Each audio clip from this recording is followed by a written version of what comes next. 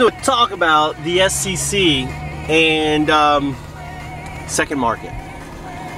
You know, let's say you have an idea for this company and you go and you form a corporation in Delaware and you issue yourself 10,000 shares, which is going to cost you about $500 in franchise tax.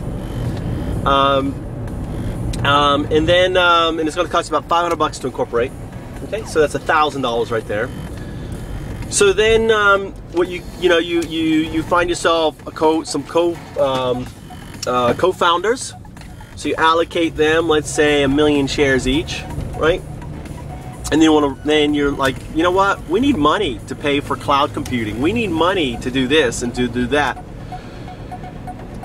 Did you know that even though you've got these shares, you can't do anything with them? Now,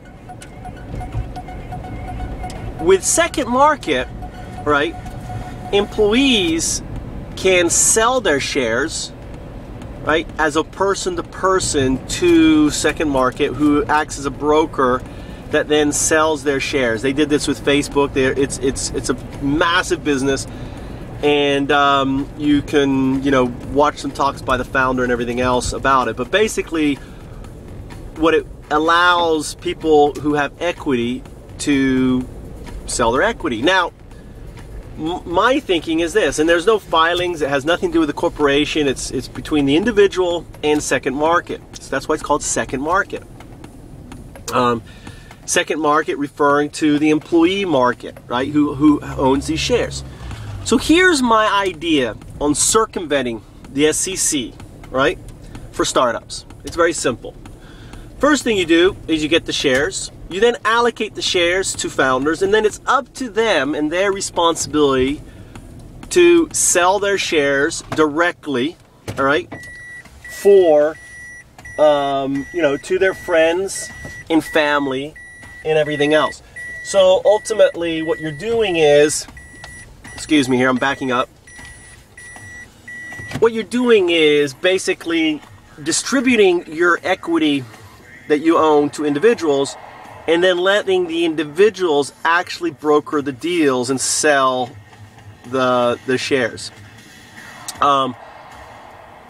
and ultimately raise capital that allows us to then spend it on the things that we need. Now it gets tricky here, like I guess the founders spend for their one founder is paying for the cloud computing, another founder is going to pay for this or that services, on behalf for the corporation. So we're, instead of the money going into the corporate account, until you have those seed investors, this is how you raise capital for your startup. You use the second market model. That way you don't have to worry about 504 filing, you don't have to worry about all the limitations, the caps and everything else, and you're in a way keeping the corporation clean, right? You're allocating equity to individuals, they're allocating equity to their friends and family, and ultimately, you